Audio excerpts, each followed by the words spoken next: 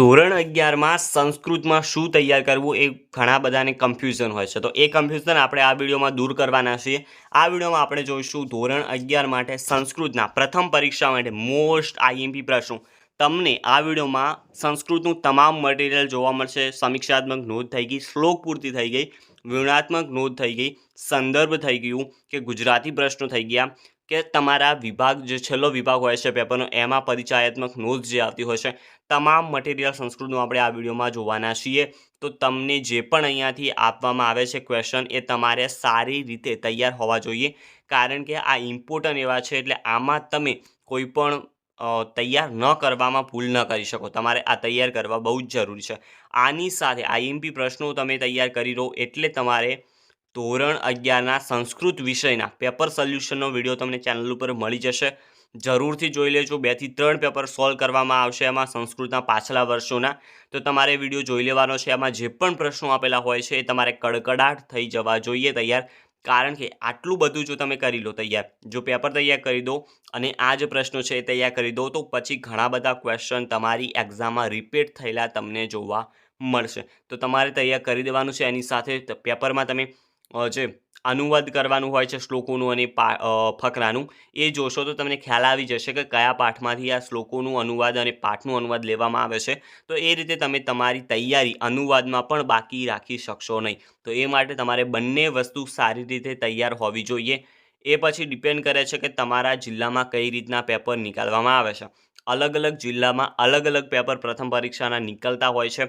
હવે કોઈક જિલ્લામાં શિક્ષકને એવું લાગે કે સંસ્કૃતમાં આ ટોપિક ઇમ્પોર્ટન્ટ છે, આ પ્રશ્નો ઇમ્પોર્ટન્ટ છે, તો એ પ્રશ્નો મૂકી શકે છે. એમાં એવું બની શકે કે આપણા આઈએમપીમાંથી ઘણું બધું પૂછાય છે, પરંતુ અમુક જિલ્લામાં એવું બને કે આપણા આઈએમપીમાંથી ઓછા પ્રમાણમાં પૂછાય, માપનું પૂછાય. તો એ તમારા જિલ્લાના પેપર કેવું આવે છે એ ઉપર ડિપેન્ડ કરશે. તો તમારે તૈયારીમાં કોઈ જ કમી રાખવાની નથી. તમામ પ્રશ્નો જે અહીંયાથી આપવામાં આવે છે અને પેપર સોલ્યુશન તમારે સારી રીતે તૈયાર કરી દેવાના છે. બાકી તમે જો ટેલિગ્રામ ચેનલ જોઈન ન કરી હોય તો ટેલિગ્રામ ચેનલ નીચે ડિસ્ક્રિપ્શનમાં લિંક છે, બહુ જ જરૂરી છે જોઈન કરવું મિત્રો. કરી લેજો. ઘણી બધી માહિતી પણ હું પ્રોવાઈડ કરતો રહીશ અને તમે પર્સનલ કોન્ટેક્ટ પણ ત્યાં કરી શકો છો મને ટેલિગ્રામમાં. તો એકવાર જરૂરથી જોઈન કરી દો. ચાલો સમીક્ષાત્મક નોંધથી શરૂઆત કરીશું. પહેલું જ છે રાજા તરીકે પૃથુ. સાવ સિમ્પલ છે સમીક્ષાત્મક નોંધી, તો તૈયાર કરી દેજો. બીજું છે વર્ષા વર્ણનમને આધારે વર્ષા ઋતુનું વર્ણન તમારા શબ્દોમાં લખવાનું છે. ભીમનું પાત્રલેખન કરવાનું રહેશે. પછી છે વૃક્ષનો મહિમા, નનું વર્ણિતો હસી પાઠમાં આવતા હાસ્ય સ્થાનો લખવાના છે. કિંતુ શબ્દની કુટિલતા, ધર્મના 10 લક્ષણો. આ જે કિંતુ શબ્દની કુટિલતા છે એ તો બહુ ઇમ્પોર્ટન્ટ છે, ઘણી વખત પૂછાતો હોય છે, તૈયાર કરી દેજો. અને મદન દહનનો પ્રસંગ. હવે આવે છે શ્લોક પૂર્તિ, બહુ જ જરૂરી છે. અહીંયા મેં તમને 4 શ્લોક પૂર્તિ આપી છે. જો આ 4માંથી એક પણ શ્લોક પૂર્તિ આવી જાય છે તો તમારા માટે બહુ યુઝફુલ રહેશે. એની માટે મેં જવાબો પણ આપ્યા છે. તો ચાલો પહેલી જોઈ લઈએ આપણે. સમાનો મંત્રથી શરૂ કરી જુહોમી સુધીની છે. તો એનો જવાબ તમે જોઈ શકો છો. સમાનો મંત્ર સમિતિ સમાની સમાનમ મનઃ સ ચિત્તમેષામ સમાનમ મંત્રમભિમંત્રે વહ સમાનેન વો હવિષા જુહોમી. આ રીતની છે. તમે તૈયાર કરી શકો છો, લખી શકો છો, અથવા બુકમાં તમે ટીક કરી લેજો. બીજી છે યથા વૃક્ષ તથાથી શરૂ કરી કુલમ તથા સુધી. યથા વૃક્ષ તથા પુત્ર સદા શ્રેયસ્કરા વોભૌ વિના વૃક્ષમ ગૃહમ શૂન્યમ પુત્રહીનમ કુલમ તથા. એ રીતની છે. સાવ સહેલી છે આ તો, જો પૂછાય તો બહુ યુઝફુલ થશે. ત્રીજી તમે જોઈ શકો છો એતેસામ સર્વથી શરૂ કરી હતેન્દ્રિત સુધીની. એતેસામ સર્વ વૃક્ષાણામુચ્છેદમ ન તું કારયેત સંવર્ધને વિશેષણે પ્રયતેત હત તંદ્રિત. ઓકે, થોડી કઠિન છે પરંતુ તૈયાર કરવી જરૂરી છે. સુખ દુઃખ યોશ્ચથી શરૂ કરી ન વિધેયતે સુધીની ચોથી તમારી શ્લોક પૂર્તિ છે. સુખ દુઃખ યશ્ચો ગ્રહણાચ્છિન્નસ્ય ચ વિરોહણાત જીવમ પશ્યામી વૃક્ષાણામ ચૈતન્યમ ન વિદ્યતે. તૈયાર કરી દેજો. એના પછી એક ઇમ્પોર્ટન્ટ અહીંયા મેં લખ્યું છે, બહુ જ ઇમ્પોર્ટન્ટ છે કે જે અર્થ વિસ્તાર છે. અર્થ વિસ્તાર છે એ પાઠ 4માંથી આવી શકે છે.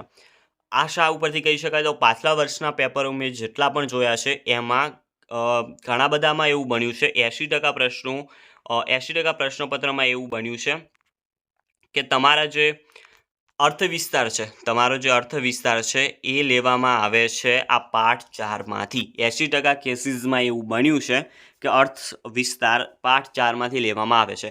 તો તમે પાઠ 4ના શ્લોકો જેટલા પણ તમે તૈયાર છો અનુવાદ કરી શકો તો એ તમારા માટે સારું રહેશે. જો ચોથા પાઠમાંથી અર્થવિસ્તાર આવી જાય તો તમે પછી એના ઉપરથી સારી રીતે એનું એક્સપ્લેનેશન કરી શકશો, એને સમજાવી શકશો. એની નીચે ગુજરાતી પ્રશ્નો ઝડપથી જોઈ લઈશું. ભીમસેને માર્ગમાં રહેલ વાનર અભૂતપૂર્વ કેમ લાગે છે? લેખક કિંતુ શબ્દને કુટિલ શા માટે કહે છે? રાજા કેવો હોવો જોઈએ? વૃક્ષ જુએ છે એ કેવી રીતે કહી શકાય? પરસ્પર કોની જેમ સ્નેહ કરવાનો છે? વૃક્ષ સાથે આપણે કેવો વ્યવહાર કરવો જોઈએ? એના પછી છે ધાન્યથી ભરેલા ખેતર જોઈ કોણ સંતાપ અનુભવે છે? શાસ્ત્રને શા માટે લોચન કહ્યું છે? ક્રોધને શા માટે છોડવો જોઈએ? ભોજન સમારંભમાં લેખક શા માટે કશું ખાઈ ન શક્યા? હનુમાન ભીમને શા માટે રોકે છે? અવસનસ તરીકે કોણ ઓળખાય છે? 12 ક્વેશ્ચન છે, સારી રીતે તૈયાર કરી દેજો. વિવરણાત્મક નોંધ આપણે હવે જોઈશું. ઇમ્પોર્ટન્ટ એવી છે. પહેલું છે કે કિંતુ કુતઃ, કિંતુ કુતઃ એવી રીતની કઈ છે, તમારે તૈયાર કરી દેવાની છે. ઇમ્પોર્ટન્ટ છે, પહેલાં જ કહ્યું કિંતુવાળી જે છે. અભયમ જે છે એ તૈયાર કરી દેવાની છે. પુત્રહીનમ કુલમ તથા તૈયાર કરી દેવાની છે. ખધોત તમારા બુકમાં જ છે, તૈયાર કરી દેજો. ઇન્દ્ર નિગ્રહ તૈયાર કરી દેવાની છે. પછી અજાત શત્રુ અને ચતસ્ત્રો વિદ્યા, ઓકે 7 છે. કડકડાટ તૈયાર હોવી જોઈએ. સંદર્ભ સમજાવો જોઈ લઈએ આપણે જલ્દીથી. પહેલું જ છે વૃક્ષ હીનમ ગૃહમ શૂન્યમ પુત્ર હીનમ કુલમ તથા, સારી રીતે તૈયાર કરી દેજો. અહો દ્રાષ્ટ્રમ વાનરસ્ય, તો આ ભીમ અને જે હનુમાનજીનો પાઠ છે એમાં છે. પછી છે સર્વ આશ્રમ મિત્રમ ભવંતુ યથા પાપેન પાખંડા નહિ વેદાહ કલય યુગે તસ્માત ક્રોધમ વિવર્જયેત ચતસ્ત્ર એવ વિદ્યા ઇતિ કૌટલ્યઃ. અને 7મું લાસ્ટ માર્ગા બુભુવઃ સંદિગ્ધા સ્તૃણેશ્ચના હય સંસ્કૃતાઃ, તો એ રીતની છે. એની નીચે હવે વિભાગ ઈ તમે જોઈ શકો છો. સંસ્કૃત સાહિત્ય જે તમારી બુકમાં છેલ્લે આપેલું છે એમાંથી પરિચયાત્મક નોંધ હોય છે. એના સિવાય પછી ન્યાય પૂછાય છે, છંદ પૂછાય છે અને અલંકાર પૂછાય છે. તો ન્યાય, છંદ અને અલંકાર તો તમારે વાંચવા જરૂરી છે, કોઈ પણ ઉઠાવી શકે છે. પરંતુ પરિચયાત્મક નોંધમાં આપણે અહીં આપી શકીએ છીએ.